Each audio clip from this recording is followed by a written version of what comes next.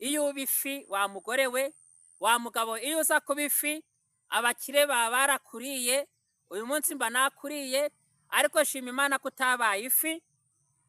Muri iyi minsi mikuru ya Noheli n'ubunani, mukomeze mushimire Imana ko itabagize inyamaswa, ko itabagize amatungo, ubu muba muriwe, ibibazo biba bikomeye. Iyo usanga iyi fi ari ingore, ni ukuvuga ngo umugabo wayo cyangwa se umugabo ababaye umupfagabo, noneho abana bakaza kuba imfubyi.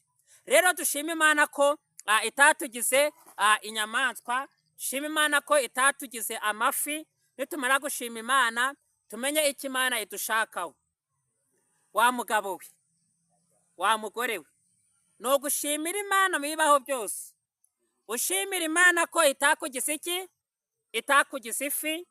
Ushimira Imana ko itakugize inka. Ushimira Imana ko itakugize itungo. Hari ugeze kuririmba ngo ntabwo yandemanye amahembe cyangwa se ngo indema n'iki? Umurizo. Nshuti rero